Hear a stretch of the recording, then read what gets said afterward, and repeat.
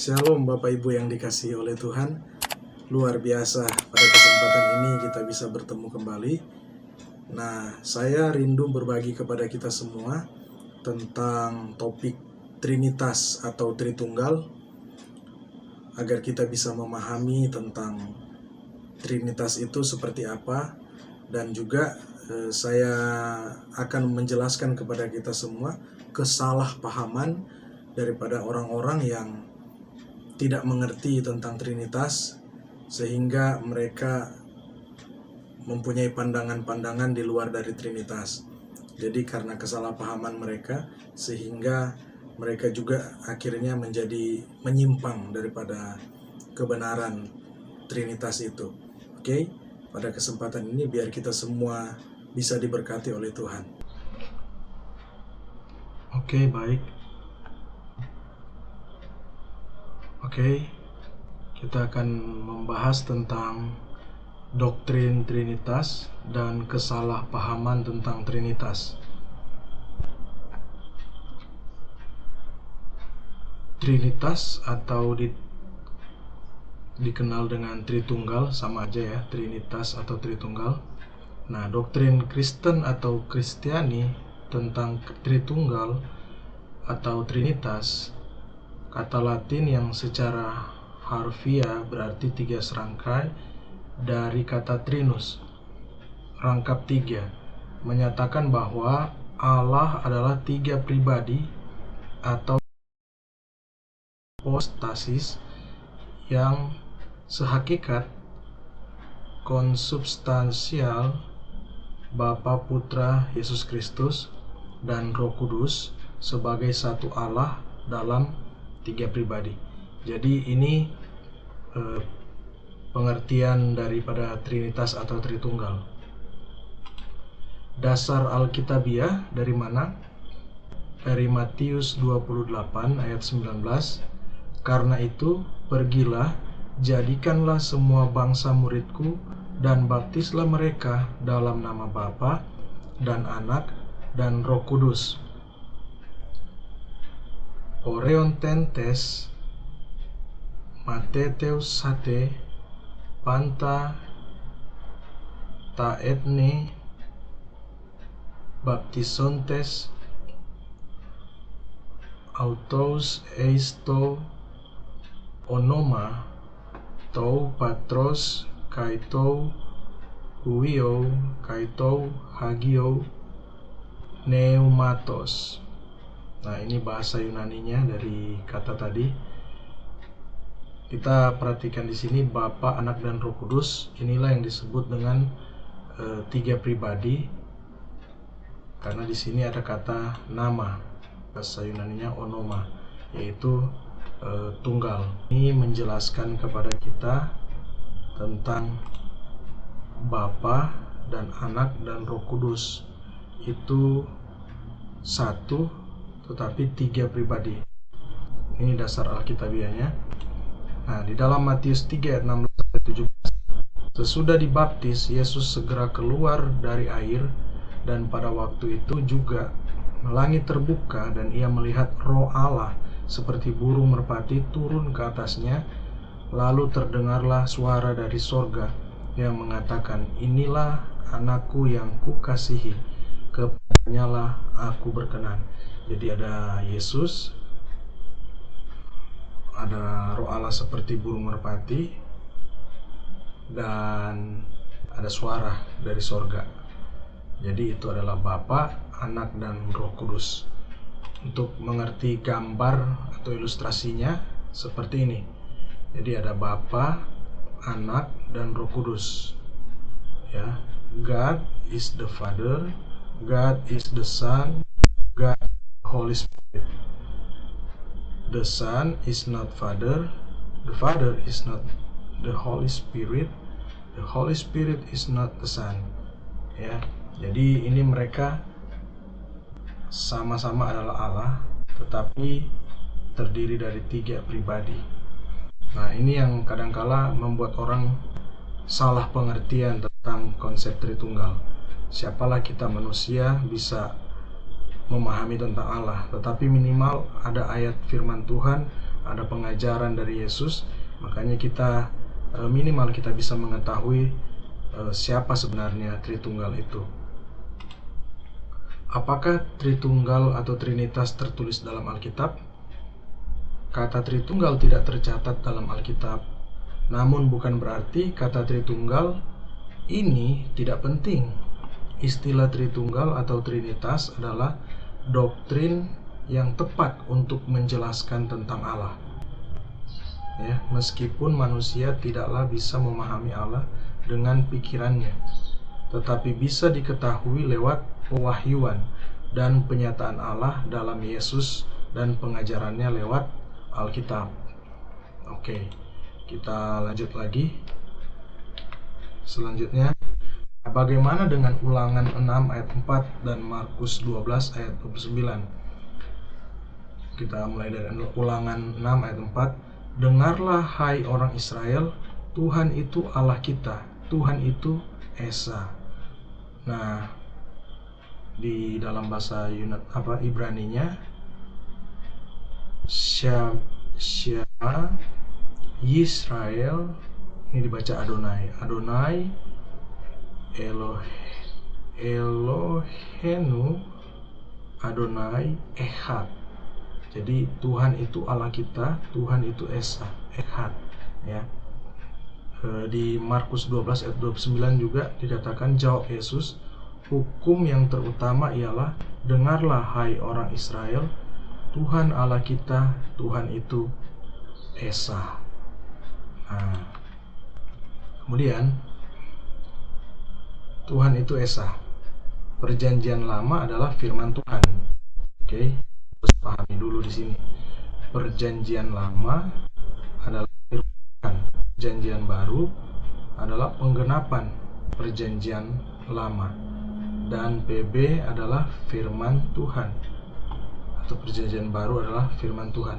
Cara memahami Ulangan 6 ayat 4 atau Markus 12 ayat 39 dan Matius 28 ayat 19, formula yang paling tepat untuk memahami ayat-ayat tersebut adalah Trinitas atau Tritunggal.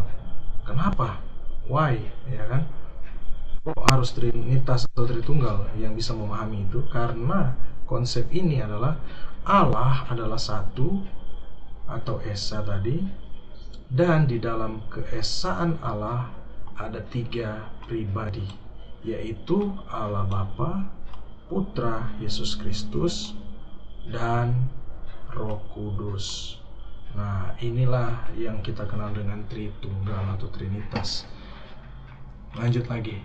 Sejarah awal daripada Trinitas itu sebenarnya ada seorang yang bernama Tertullianus, seorang teolog Latin yang menulis pada awal abad ketiga, dianggap sebagai orang pertama yang menggunakan kata-kata Latin terkait Trinitas, pribadi dan substansi, untuk menjelaskan bahwa Bapa, Putra, dan Roh Kudus adalah satu dalam esensi, bukan satu dalam pribadi. Ya, jadi dia yang pertama kali atau Bapak Gereja ini. Nah, kesalahan tafsir dalam memahami Trinitas ini dia, ya. Trinitas bukan triteisme. Trinitas bukan politeisme. Trinitas bukan sabellianisme atau modalisme. Trinitas bukan oneness. Ini lagi viral-viralnya ini. Oke, terus Trinitas bukan Arianisme. Trinitas bukan saksi Yehova. Nah, kita akan belajar satu-satu. Triteisme. Jadi ini orang-orang yang salah paham tentang Trinitas. Jadi dikira triteisme. Dari bahasa Yunani, Tritheia, 3 dewa atau 3 Allah.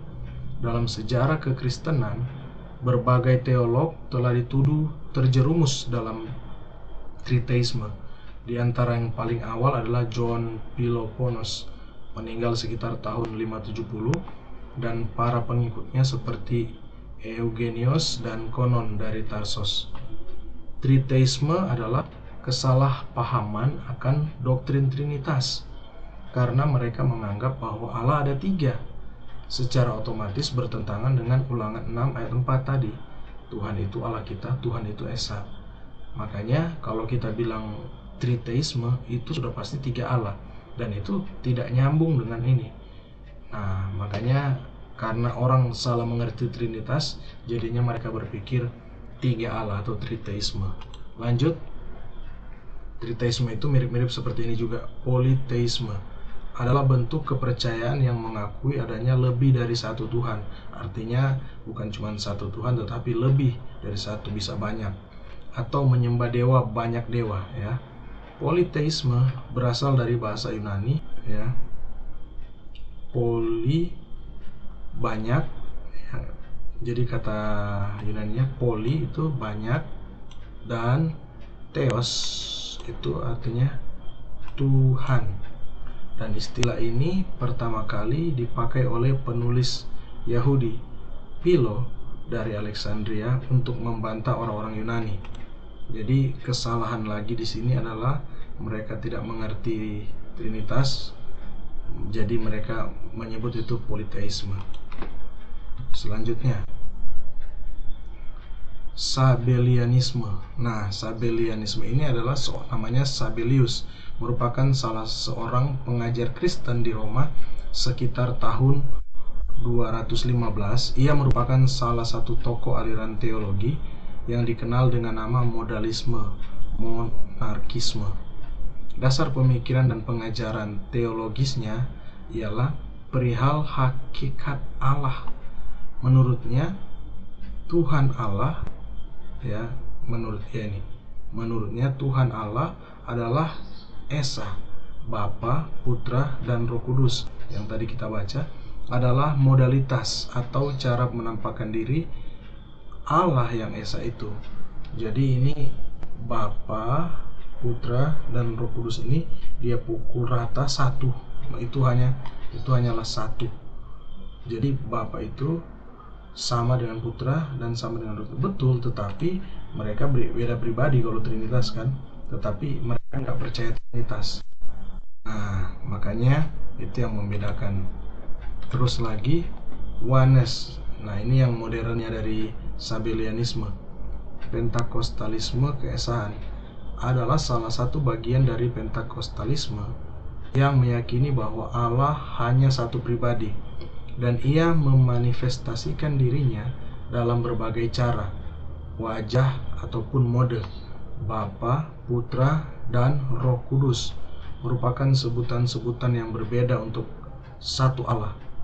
Allah adalah Bapa, Allah adalah Roh Kudus, Putra adalah Allah yang terwujud dalam daging manusia. Istilah Putra selalu mengacu pada inkarnasi dan tidak pernah pada Tuhan yang terpisah dari kemanusiaan. Oneness Pentecostalism meyakini bahwa Yesus adalah Putra hanya ketika ia menjadi daging di bumi, tetapi ia adalah Bapa sebelum manusia atau menjadi manusia.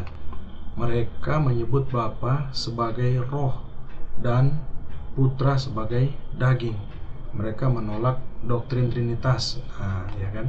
Mereka menolak. Kenapa? Menganggapnya sebagai paganisme dan tidak sesuai dengan kitab suci, serta menganut doktrin, ya, mereka yakini nama Yesus sehubungan dengan pembaptisan. Jadi penganut, ya, Pentakostalisme keesaan seringkali disebut sebagai modalis atau kaum Sabellian atau hanya Yesus. Jadi mereka percaya bahwa hanya ada Yesus, Yesus saja. Allah itu Yesus, dan Yesus itu Allah, Yesus itu Roh Kudus. Nah, itu adalah kesalahpahaman tentang Trinitas. Jadi sehingga mereka dikenal dengan Oneness. Selanjutnya ada Arianisme. Arianisme adalah doktrin kristologi non-trinitarian yang berpendirian bahwa Yesus Kristus adalah Putra Allah yang diperanakan Allah Bapa dan berbeda dari Allah Bapa, sehingga lebih rendah daripada Allah Bapa, ya. Dan bahwa Putra Allah juga adalah Allah Putra, tetapi tidak sama kekalnya dengan Allah Bapa. Jadi Allah Putra itu tidak sama dengan Allah Bapa, dia masih lebih rendah. Oke. Terus teologi Arian mula-mula dianggap berasal dari Arius. Ya, ini memang pencetusnya ini Arius, seorang presbiter di kota Alexandria, Mesir. Istilah kaum Arian berasal dari nama Arius. Jadi dia berpendirian bahwa Yesus adalah putra Allah yang diperanakan Allah Bapa, berbeda atau lebih rendah katanya ya. Lebih rendah dari Allah. Kita lanjut lagi.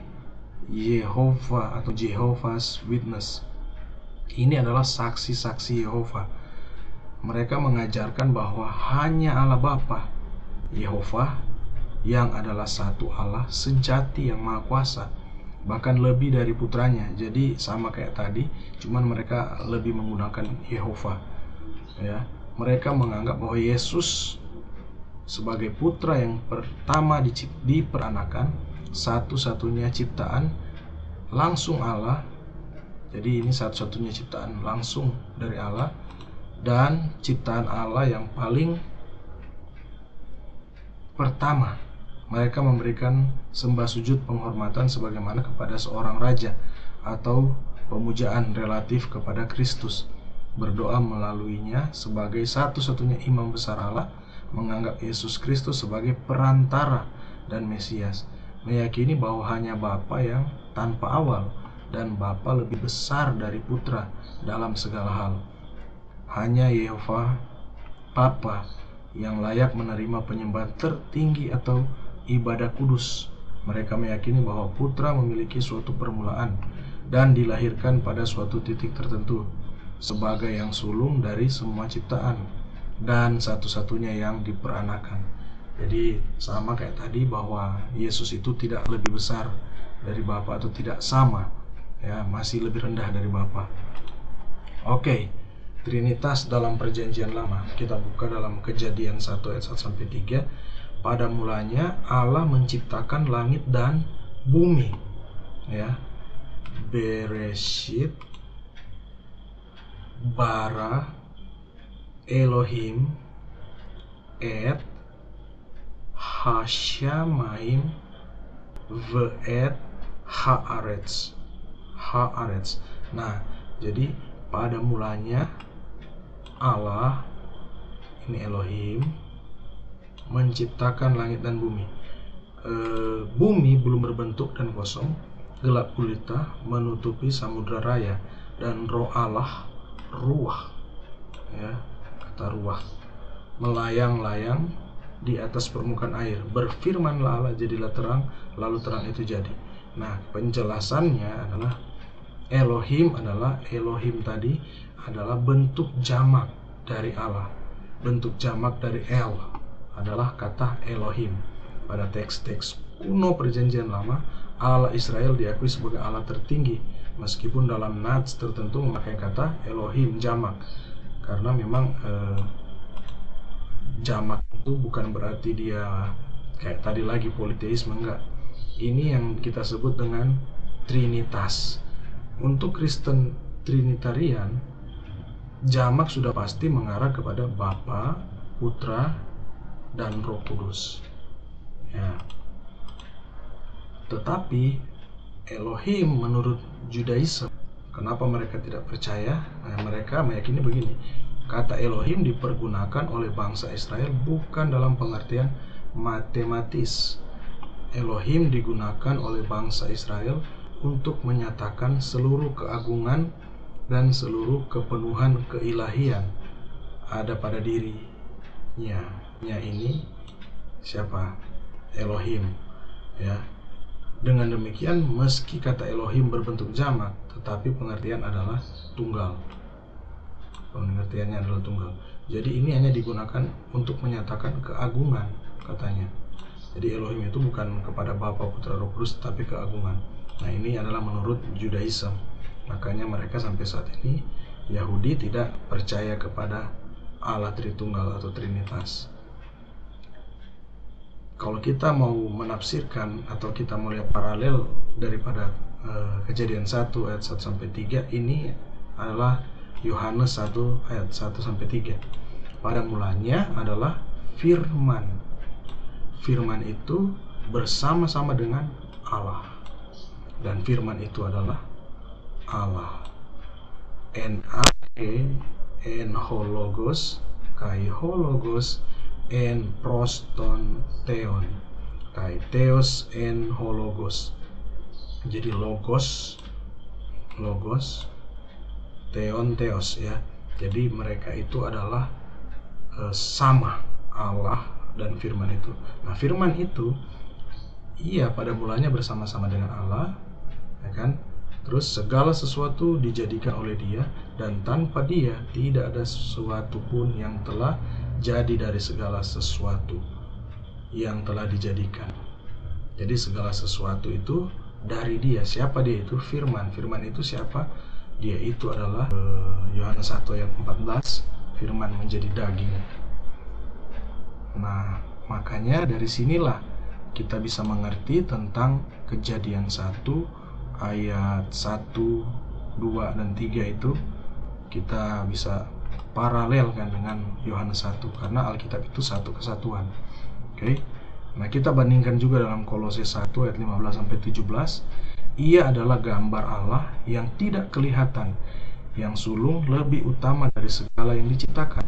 Karena di dalam dialah Yesus itu tadi telah diciptakan segala sesuatu yang ada di sorga dan yang ada di bumi, yang kelihatan dan yang tidak kelihatan, baik singgasana maupun kerajaan, baik pemerintah maupun penguasa. Segala sesuatu diciptakan oleh Dia dan untuk Dia. Jadi itu semua adalah Yesus. Ia ada terlebih dahulu dari segala sesuatu, dan segala sesuatu ada dalam Dia. Yesus itu tadi. Jadi Ia dan Allah itu, Yesus dan Allah itu adalah sama. Itulah yang dikonsepkan sebagai Tritunggal. Ada Yesus, ada Allah, dan Roh Kudus. Nah, selanjutnya lagi kita akan melihat di dalam Ibrani 1 ayat 2. Maka pada zaman akhir ini ia itu telah berbicara kepada kita dengan perantaran anaknya. Jadi Allah kepada anaknya Yesus yang telah Ia tetapkan sebagai yang berhak menerima segala yang ada. Oleh Dia, oleh Yesus, Allah telah menjadikan alam semesta. Ya, oke. Lanjut lagi. Kalau Trinitas dalam PL dan PB atau Perjanjian Lama dan Perjanjian Baru, untuk memahami Perjanjian Lama dibutuhkan Perjanjian Baru. Sama halnya untuk memahami Trinitas dalam Perjanjian Lama, maka kita harus memahami Trinitas dalam Perjanjian Baru. Alkitab adalah satu kesatuan yang utuh untuk mengerti doktrin tentang Allah Tritunggal. Jadi sampai sini mudah-mudahan kita semua paham. Nah, sebenarnya ada pembahasan lagi tentang Kejadian 1 ayat 26. Kejadian 1 ayat 26, berfirmanlah Allah, baiklah kita menjadikan manusia menurut gambar dan rupa kita, supaya mereka berkuasa atas ikan-ikan di laut dan burung-burung di udara, dan atas ternak, dan atas seluruh bumi, dan atas segala binatang melata yang merayap di bumi. Genesis 1 verse 26. Then God said, let us make man in our image, according to our likeness.